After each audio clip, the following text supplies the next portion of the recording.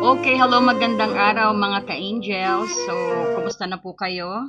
So, welcome back dito sa Happy Angel Reading. Pa-support naman po ang ating channel. Pa-like and hype na rin po sa inyong mga cellphone. Share. And kung bago ka po, subscribe. At pakitap na rin po ang notifications bell. Inimbitahan ko po kayo sa ating live po, no? 11 a.m. This month po, no? Kasi medyo hindi tayo busy. Pag nag-busy na naman, di na naman makakapag-upload. Okay, sa to Scorpio, no? And thank you so much din sa ating mga members. Ayan.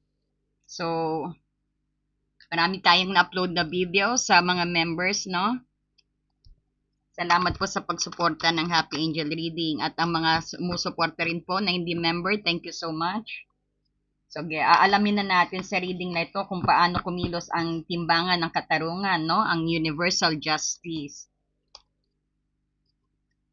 Para sa iyo, Scorpio, no? So, titignan natin kung paano binabalik ng universe ang karma sa mga taong nananakit sa iyo, nagtataksil, nanggagamit, at syempre, at ang sumubok na sirain ka, no? Sirain ang iyong tiwala at malalim na loyalty, no? Mula sa iyong mga ex-partner, kung meron sa pamilya, no? O sa iyong mga fake na friends. So hanggang sa pamilya titingnan natin, pero just take what resonates sa family, no? We don't wanna cause ano. So ito yung parang sa kamag-anak, no? At kung paano ka babawi, no? Babangon tulad ng phoenix at aangat ngayong kabanatang ito. So mag-drop lang po muna kayo ng like and ano diyan ng hype naman diyan. Lambing na ni Har. Ayan, congratulations, no? Nag-40 na tayo. 40K na po tayo. Thank you so much. Ayan. Okay, para po kay Scorpio, tingnan natin kung bakit sila naiingit sa'yo. Ano pong bang katangian? Wow, kasi nga leader ka raw. Wow. May King of Wands ka, Four of Cups. Parang di mo naman sila pinapansin, no? O siguro, you just taken for granted some of them. Bakit naman po? Tingnan natin.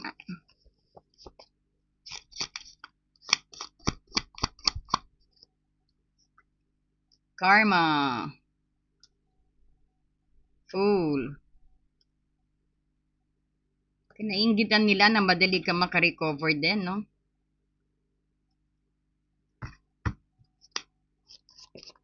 Okay, Scorpio, tell us more about sa mga pasaway na tao kay Scorpio. Ayan, sana napanood nyo na po yung ating ibang video. Marami po tayong sa timeless doon, no? The High Priestess. Ba, dahil lumabas. 4. Three of Swords, Queen of Cups, at Two of Cups. Ay. Ito, nako. Pakang delikado, may present kaya yata manliligaw na napasaway. Okay, spirit guide please. Ano naman ang balik nito kay Scorpio? Paano ginagantihan paano ang best back ng ating tadhana?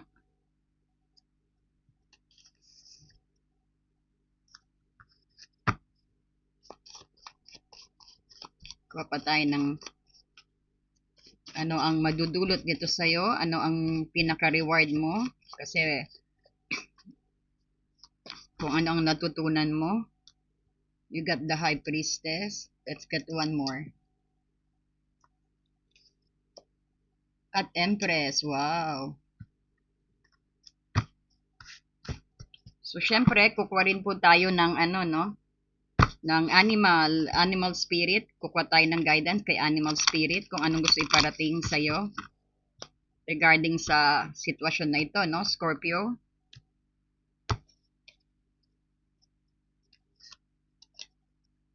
White Raven Spirit, trust in the magic daw. Wow, maganda siya, ha? Trust in the magic, Scorpio. Raven spirit. Kuha rin tayo ng ano, no? Where you need to focus at. Yung soul truth po, kung anong gustong ipailam ng inyong kaluluwa, ng inyong soul. Ito yung self-awareness card din. Makakatulong po ito sa inyo sa improvement at growth ninyo.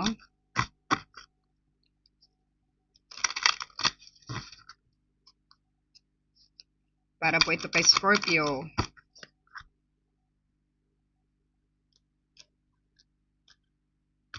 So, let's get one. Para po kay Scorpio Spirit Guide.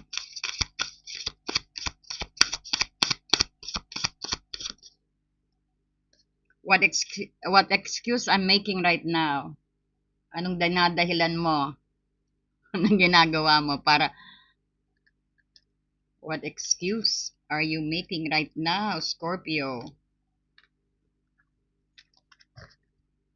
At syempre, ang iyong... Kuha tayo ng guidance mo, nak, no? Daily guidance mo ito sa oras na napanood mo rin, no? Guidance po natin para kay Scorpio.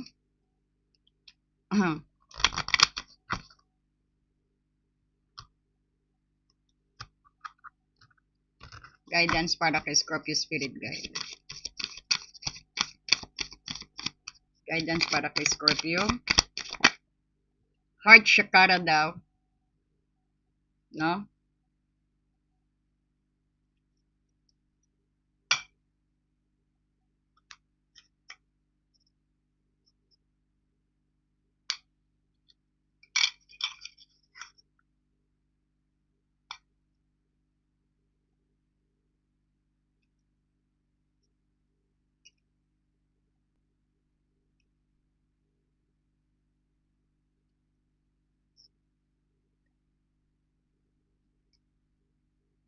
So, Scorpio, ang resback ng tadhana, no? And dito yung King of Wands mo at ang iyong Four of Cups. So, Scorpio, dito pumapasok yung energy ng King of Wands at ang Four of Cups. Kumbaga, taglay mo yung napakalakas na ano rito. Parang napakalakas na energy. No? Andito yung napakalakas na fashion. Napakalakas na charisma. Tsaka likas na makapangyarihan. So, ikaw yung tipong tao na kapag pumasok sa isang silid, ramdam agad ang iyong presensya at otoridad, no? Kumbaga, pag pumasok ka sa isang bar, lahat sila nakatingin na sa'yo. No? King of Wands ang iyong energy. So, Scorpio, kumbaga, ito yung likas na kapangyarihan. Ikaw yung tipong tao na talagang titingnan ng 2 beses. Kung babae ka man, no, na Scorpio, ikaw yung tipong titignan ng 2 beses at mapapahaba ang leeg ng ano sa'yo. Mapapahaba ang leeg ng tumitingin sa'yo na ano, no, na lalaki. Ngayon, kung lalaki ka naman, Scorpio, no, mapapatingin sa'yo ng 2 beses at ano, no, mapapahaba rin ang leeg ng mga babaeng na ano, pag once na nakita ka, no, Scorpio. Pero meron ditong Four of Cups. Parang ito yung naging empatiko ka o nawalan na ng gana sa mga taong nag-aalok sa iyo ng breadcrumbs, no? O pilit na nagbibigay ng kaunting attentions din sa iyo. So parang nauumay ka sa mga taong walang maitutulong sa buhay mo rin, no?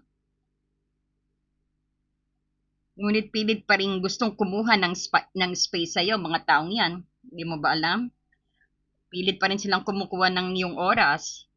Ang yung apathy o yung pag walang bahala sa kanila ang lalong nagpapagalit sa kanilang ego, no? Yung pag-i-snub mo sa kanila, wala namang kwenta. Para talagang you're not interested sa wala namang kwenta. Yun na hindi na naman nakakadulot ng na hindi nakakatulong sa iyo. Parang gano'n ang ano mo. Gano'n nang nakikita din nila na sa iyo, no? So ang nakikita mo rito, parang fudaranay na ko to. Parang yung mga simpleng ano na hindi naman importante at hindi ka naman din involved, hindi ka sumasali. So akala nila you're snob also, no? snobbish ka siguro, yan ang iniisip din nila. So, kaya sila nagagalit din siguro. Dahil siguro, gusto manghingi ng sometimes I could feel na nagagalit din yung mga inaayawan mong tao dito, no? Bawa, kung may babae kang na nagkagusto sa'yo na siguro medyo, pinapakita mo talaga what's inside of you, no? Sa bagay, parang hindi na nga umasa, no? Pinapakita mo talaga, pag hindi mo gusto. Talagang, I don't know, what this is I've been seeing here, na parang na hindi ka magpapakita talaga na gusto mo siya, o hindi ka magpapakita ng tao. No? Ayan, no?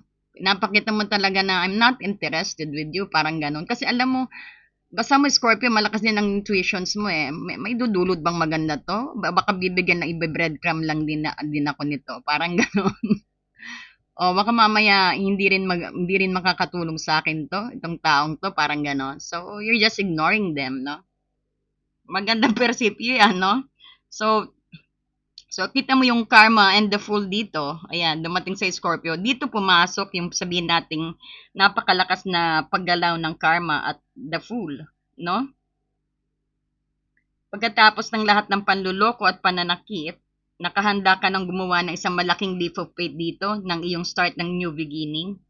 Kumbaga, iniwan mo na yung lumang ikot ng buhay mo ng may kumpiyansa at walang worries.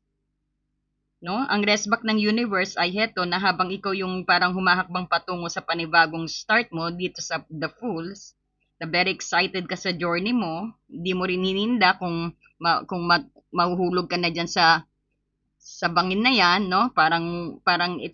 Parang wala kang pake, basta you're excited sa new beginning, no?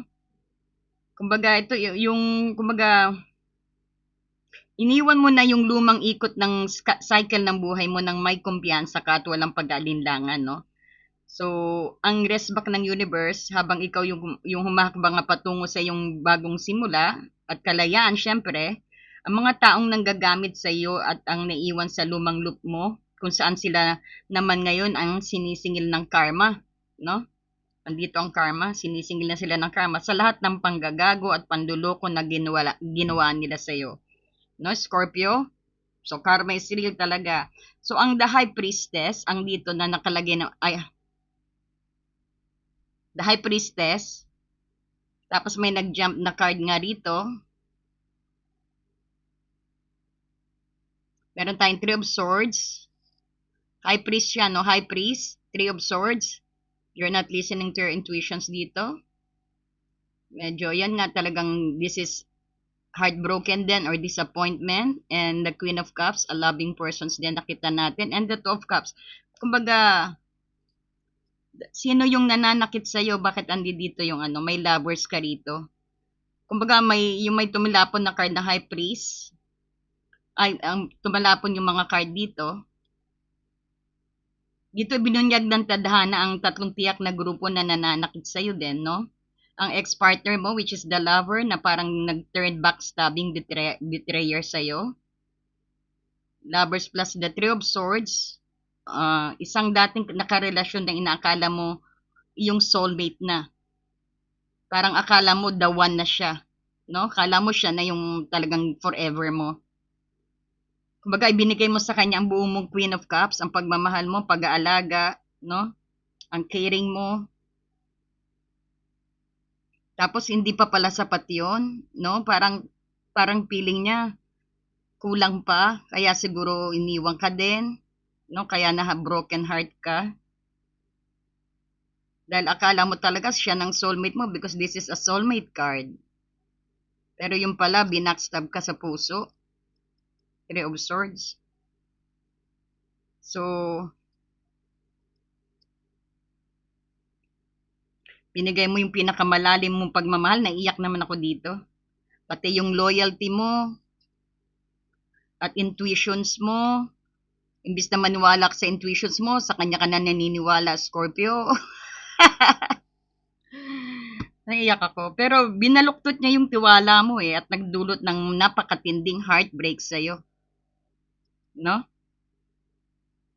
So, ang iyong malalim na pagmamahal, loyalty, at intuitions nga, talagang binaluktot niya. Yan yung talagang kumbaga, naghari siya talaga sa puso mo. no? Kaya nung nagsalita na siya na tama na, ayoko na, parang ganon. O meron ng iba, parang ganon. Para may alam akong sitwasyon nito ah. We're done, tapos ganun na lang, no? Sakit nun. Halimbawa, yung habang ginagawa mo yung lahat para sa relasyon, ayan yung sinusuportahan mo siya sa kanyang mga crisis, may ginagawa na pala siya sa panluloko sa likod mo. O nakikipag-usap sa ibang tao, sabihin natin. At nalaman mo na lang nung huli na dahil sa sarili mong matalas na intuitions din, no? Na yun na nga, na yung kaba mo, Scorpio, na tama nga, na meron na nga siguro because this is also third party, no? Ang heartbreak, ang Three of Swords. Hindi sa lahat ng sitwasyon po, no? Sa status lang nandito. Meron ka pa rin ang isang toxic friends associate din. Because the High Priestess in reverse, the High Priest, ito yung secret at manipulation. Sabihin din natin, isang kaibigan na nagpapakita ng malalim na empathy sa'yo, no? Parang sympathy. Ngunit sa katunayan, parang ginagamit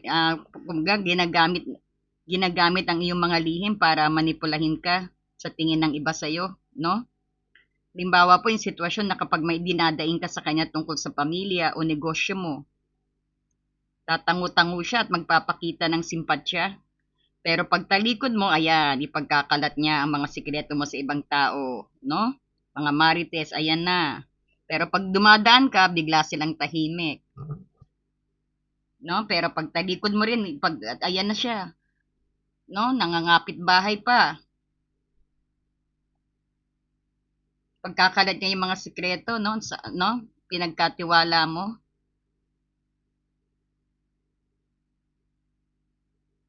Kumbaga, ito rin yung parang ipamukha sa'yo na ikaw ang problemado, ipapakita nila na ikaw ang may kasalanan na toxic.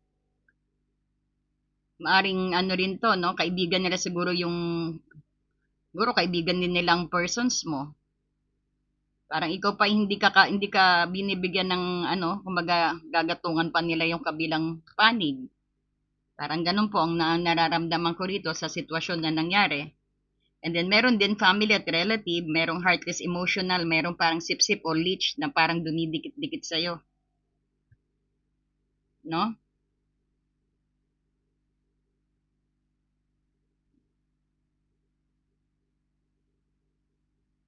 So isang kamag-anak na inaabuso yung pagiging emotional na malambot mo being the Queen of Cups.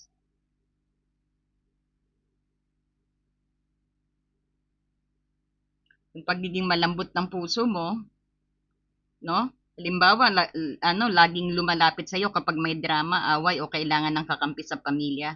Pero kapag ikaw nang nangangailangan ng suporta at boundaries, ikaw pa ang dinidiin at sasabihing walang puso at nagbago na, no? Mga ganyang style. So, ang atin naman pong Five of Pentacles dito, Knight of Swords at Six of Pentacles. So, ang Five of Pentacles, kumbaga, nandito yung yung titignan din natin kung sabihin natin paano rin nagbago ang ihip ng hangin sa Five of Pentacles. No? Ito. At inabuso yung parang pagiging mo, mapagbigay mo ng Six of Pentacles. Andito. Ngayon, parang ang karma ay sumusugod na parang Knight of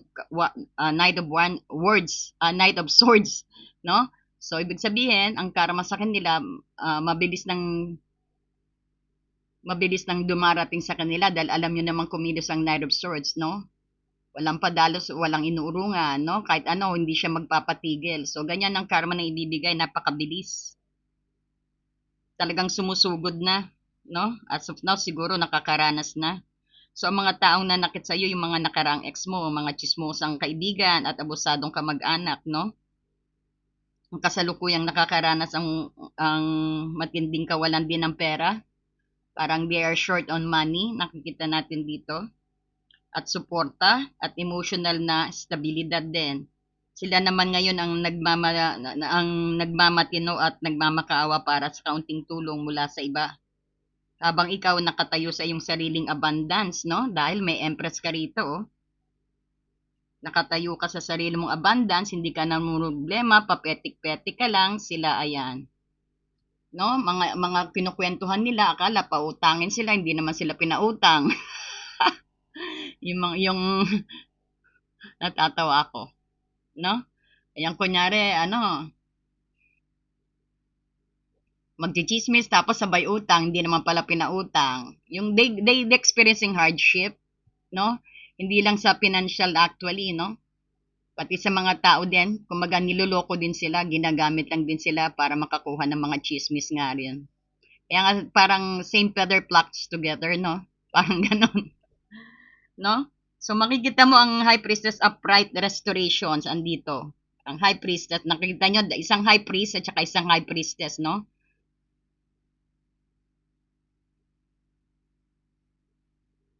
So, ang High Priestess dito, parang ano to, Hierophant? Ay, yeah. So, andito yung yung High Priestess.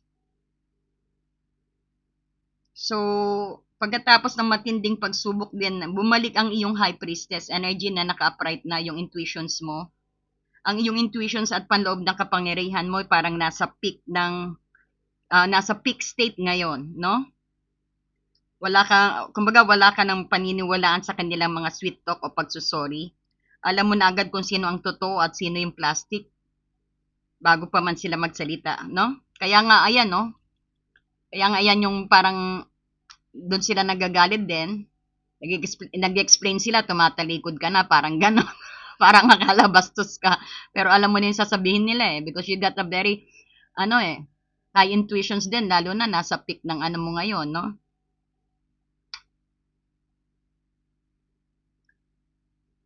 Kumbaga, ang iyong panloob na kaalaman ang magiging pinakamalakas mo rin na mong pader, gabay pa itaas. So kumbaga dito kaunlad din pag if you're really listening to your own intuitions and you're doing yung gut feeling mo, no? Dahil pag karoon ng Empress, kikita mo naman ang balik sa'yo. Hindi ka nawawalan, no? Parang they know na parang nakikita mo na nakakaranas ka ng luckiness, no? At saka nakikita natin dito yung pagiging loving mo, yan din nakikita nila kaya nainggit sila. You have a very happy family din, na happy ka sa sarili mo rin. O kung naging single ka at hindi ka pa nagbo-boyfriend o nag-girlfriend uli, you're enjoying being single din. Na ini-enjoy mo rin na yung mga kayamanan mo. Nakikita rito yung abundance din paparating sa'yo. No? Tsaka nakikita nila you're very generous din sa taong mahal mo. No? Sa talagang tingin mo na nagtitiwala, na talagang pinagkakatiwalaan mong tao, yung talagang close mo, na parang feeling mo kaibigan. No? Talagang you are very generous din sa kanila. Doon din naiinggit yung mga hindi mo binibigyan ng patikim. No? Some of you din, kung matagal na nangihingi ng baby, baka magkaroon ng baby po, no? Kasi nakikita rito, yan is one of your reward. And this is also abundance, mga resources mo, hindi ka nawawalan. Tsaka parang lahat meron ka, no? Hindi ka nawawalan, hindi ka nagpapahuli rin kung anong meron, no? You're really showing na umuunlad ka at meron kang kapasidad na kaya mong bumuhay at magkaroon ng masayang pamilya din. Na you are also a good provider being the Empress dito. Wow naman. Ganda, no? So andito naman ang sabihin natin ang animal spirit na White Raven spirit. Trust in magic daw. Ang sabi ni White Raven sa'yo, kumbaga, ang White Raven spirit, isa itong bihira at napaka-powerful na message eh. Kumbaga, ipinapaalala nito sa iyo na ang mga bagay na inaakala mong nawala o nasira ay bahagi lamang ng mas malaking divine plan yan sa iyo. Kita mo why? Because of this nga, dahil hindi lang abundance ang marireceive mo, no? Pati wisdom and knowledge sa High Priestess din, no? May mga hindi inaasahang himala or miracle at synchronicity na dumarating sa iyo ngayon, Scorpio. Because ang universe mismo ang nag-aayos ng mga hindi patas na sitwasyon sa buhay mo. No? So, always be grateful and thankful, no? I-type nyo po, grateful and I am so happy and grateful now. O, samahan nyo na, I'm so happy and grateful and thankful now. I-type nyo po yan, ha? Ayan, para makuha nyo rin ang energy. And then what your soul wants you to know. Andito yung what excuses am I making right now? Ano pa daw yung dinadahilan mo? Sabing ganun dito, no more waiting. Huwag ka na magantay. There will never be a good enough time. Wala nang maganda pang oras. Ito na, ngayon na, kumilos ka na. Halimbawa, kung gusto mo mag-start ang business, do it right now. This is the right timing daw ang sabi. You don't need na na ipagpabukas mo pa. Halimbawa, sa simpleng example, no? O, yung paghuhugas ng plato, sige mamaya na, bakit kailangan pa mamaya since you could do it right now, parang gano'n, no? Halimbawa, manliligaw ka kung lalaki ka, no? Saka na, pag nakita ko na saka na, pag may kung pag nakita ko na medyo nakaramdam ako na gusto niya ako. Hindi ikaw daw ang maunang magpakita. No more waiting. Dahil wala nang there will never be a good enough time. What is important is you act right now, ang sabi. No? Ikaw din, halimbawa, pinapatagal mo pa na sagutin. Ayan, nagsawa na siya kaintay sa'yo. O sige, nawala na. Ayan, yung pahihirapin mo pa. 3 taon na yata nanliligaw sa'yo. O, tapos yun nga yung sasagutin mo na, nag-aantay ka ng good enough time, no? Wala. Yung sasagutin mo na, nawala na siya. O, yan, sa uli pagsisisi rin. Pero advice dito, no? You don't need to make excuse, do it right now. Kung magagawa mo na ngayon, gawin mo na. No? Halimbawa, sa pagbi-business, no? Kung may plano ka, gawin mo na raw. Baka because the universe is giving you abundance, wisdom, knowledge, no? Sa lahat ng sitwasyon mo. So today's soul action, if it is important enough to you, you will find a way. So sinasabi rin dito, kapag importante sa iyo, gagawa ka rin ng paraan. Today, make a decisions and do it even if you don't feel ready. Kahit hindi mo parang hindi ka motivated na gawin mo raw. Yun ang sabi ngayon sa iyo ng iyong soul, no? Baka marami kang nakatamban na diyan, na plato na diyan, hindi mo pa hinuhugasan, no? Yan yung maglalaba ka, pinatambak mo pa ng napakarami, parang gano'n, no? Marami kang project na ayan na, pinatatambak mo na yung mo, hanggang malito-lito ka na. No? Today, make a decisions daw and do it even if you don't feel ready. Maski pag hindi ka pa ready na parang gawin yan, do it in a little way, in small, step by step, small, little by little daw at matatapos mo yan, no? So, listen to your heart, kasi yun nga sabi rin, listen to your intuitions also. You will be led dahil ka raw. Gagaidan ka, no? Tuturuan ka ng iyong spirit guide. Ayan. What excuses am I making right now? Isa pang kumbaga hindi mo na rin kailangan na sa iba namang no? Kumbaga pwede rin na hindi mo na rin kailangan na maghiganti ng mano-mano. Ang intensity at lalim ng pagmamahal na ibinibigay mo ay para rin isang mismong maging sukatan ng karma nila. Kapag nawala ang isang Scorpio sa buhay ng isang tao, permanente ang pagkawala ng swerte at protection sa kanila. Tatandaan mo ito yung ang pinaka-karma nila rin, no? Kumbaga, pag ang gustong pasabi ng yung soul pa, no? Isa pa dito sa sitwasyon na yan sa mga nangaapi sa iyo. No, once na kumbaga, I didn't lose you, you lost me, parang ganon. So, ulitin ko po dahil napakagandang mensahe to para magkaroon ka ng peace of mind, para mabunot na yung pinaka deep na tusok o pinaka root, bulok na root, no, sa iyong puso na naipon, no? At makaramdam ka ng lightness. Isipin mo to, no? Kapag nawala ng Scorpio sa buhay nila ang isang tao, permanente na ang pagkawala ng swerte at proteksyon sa kanila. Ganda ng sinabi ng iyong soul, no? So, ayan, sana na-enlight ka rito.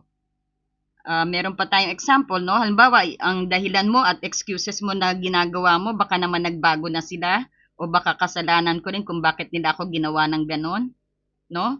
Halimbawa, yun yung sitwasyon na kapag nag-text ulit ang ex mo rin o nagparamdam ang pamilya mong gipit, hinahanapan mo pa ng isang dahilan o excuse sa isip mo para muli siyang papasukin sa buhay mo, no?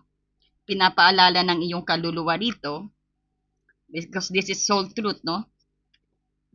Huwag ka nang gumawa rin ng dahilan para sa mga taong paulit-ulit na pinapakita kung sino ka talaga, kung sino talaga sila, no? Kumbaga, you need to decide din talaga. Tama naman ang ginagawa mo kasi ni-snub mo na sila eh, because you know it already, no? Ang yung guidance naman, may daily guidance ka rito na ang heart chakra. Kumbaga, ang card na to para sa yung araw-araw na gabay, no? Virgo man o Scorpio, ang heart chakra ay nag-aanyaya ng matinding healing. No? Ang heart chakra ay nag-aanyaya ng matinding healing. Huwag mong isara ang iyong puso sa buong mundo dahil lang sa ginawa ng ilang maling tao. Linisin ang iyong puso mula sa resentment at galit. Kumbaga, hindi para sa kanila kundi para sa sarili mong kalayaan to. Kapag bukas at malinis ang iyong heart chakra, mas mabilis mong maaakit ang mga taong totoo na kalaan para sa iyong emosyonal at kapayapaan at pag-ibig, no? So, kung makikita mo, ang sabi dito ng iyong guidance, love is the heart of the matter. Your heart is the center within your physical being. Attune most of love. Ayan. It is safe for you to love and be loved with an open heart as we stand by with perfect protections and guidance. Napakaganda ng guidance sa'yo, nak, mo. So, ibig lang, okay lang yan. Tapos na yung pag-iyak-iyak mo, bunutin na ang sama ng nakaraan. Okay, so, para sa summary natin, para maalala mo o ulitin mo na lang panoorin uli para matanggal talaga, para mag-heal ka rin, no? Para sa Scorpio, akala kasi ng ex mo, ng kaibigan mong mahilig sa chismis at mga kamag-anak mong ginagawa kang walking emergency fund, ay ikaw ang forever nilang shock observer dito, no? So, inaakala nila na dahil Queen of Cups ka, maiyak ka lang sa sulok habang niloloko ka nila, no? Well, surprise, bitch. Well, surprise, bitch. Gumana ang karma at tumalon ang High Priestess, no? Ngayon, sila ang nakalutang ng Five of Pentacles dito, no? Ayan, ina-isolate nilang sarili nila, iniiwan sila sa ere. Feeling nila ngayon, nararamdaman nila na out of place sila. Pinaparamdam ng ibang tao sa kanila, ginaganti ka rin ng ibang tao yan ng paraan ng ng universe din. Gumana ang karma. Na sorpresa sila.